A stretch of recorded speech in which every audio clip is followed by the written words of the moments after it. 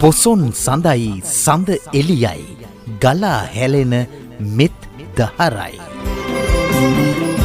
මාතර සම්ප්‍රදායෙන් හැඩවැඩවන රුහුණේ මහා සංස්කෘතික මංගල්‍ය රෝහණාභිමානී පොසොන් කලාපය 2026 සමගින් මාතොට මහා පෙරහැර මංගල්‍ය ජුනි මාස 27 වෙනිදා සිට ජුලි 3 වෙනිදා දක්වා තිහගොඩ ඌරාපොළ රෝහණ සංඝ සභා මූලස්ථානය වන සිරි රතන ජෝති විද්‍යායතන පිරිවෙන් මහා විහාරස්ථානයේදී මෙවර අත්‍යලංකාරයෙන් යුතුව පැවැත්වෙන වගයි. තලාගිරි කිසින් ගලායන සිහින් වලාතරේ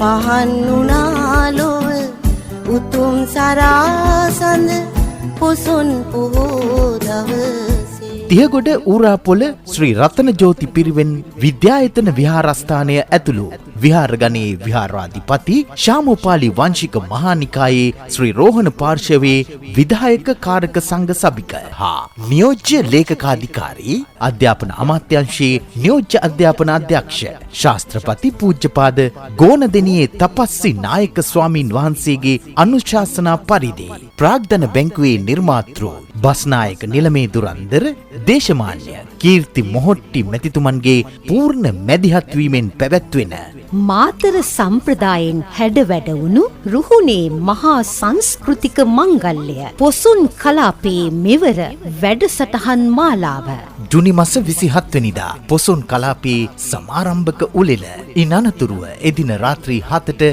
බොදු බැතිගී ප්‍රසංගය ජූනි මාස 28 වන දින සංස්කෘතික විවිධ ප්‍රසංගය ජුනි මාස 29 වෙනිදා පොසොන්පුර පසළොස්වක පෝදා උදෑසන 6 සිට පෝදා ආගමික වැඩසටහන් රැසයි. එදින පස්වරු 3ට පිරිත් පැන් පෙරහැර, පස්වරු 6ට මල් පෙරහර, පස්වරු 7ට බෝධි පූජාව, රාත්‍රී 9 සිට තුන්වරුවේ පිරිත් දේශනාව ආරම්භ වේ. ජුනි මාස 30 වෙනිදා පස්වරු 5 සිට පාවඩ පෙරහැර. ඉන් අනතුරුව එදින රාත්‍රී 7ට පැවැත්වෙන ආශිර්වාද බෝධි පූජා පින්කම සහ රාත්‍රී 9ට සූත්‍ර හමාර දේශනාව. ජූලි මාස 1 වන දින තුන්වරුවේ පිරිත හමාර කිරීම, පිරිත් පැන් නූල් බෙදා දීම සහ දහවල් සංඝගත දක්ෂිනාව. ඉන් අනතුරුව පස්වරු 4 සිට මාතොට මහ පෙරහැර උඩරට පහතරට සබරගමු නව නිර්මාණ සහ අලි ඇතුන්ගෙන් සමන්විතව ඉතා උත්කර්ෂවත් ලෙසින් වීථි සංචාරය කෙරේ.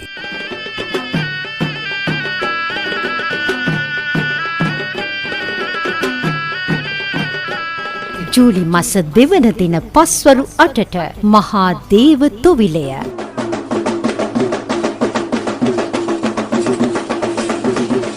ඉන් අනතුරුව ජූලි මාස 3 වෙනිදා උදෑසන පැවැත්වෙන මහා දේවදානය පිරිනැමීමෙන් මෙවර පින්කම් මාලාව නිමාවට පත්වන්නට නියමිතයි. ජුනි මාස 27 වනදා සිට දිනපතා පොසොන් මහා තොරණ පහන් කූඩු සමග පොසොන් කලාපය නරඹන්නට පින්සිත් පෙරදැරිව ඔබත් එන්න. සංවිධානය විහාරස්ථ දායක සභාව මාතොට මහ පෙරහර කමිටුව.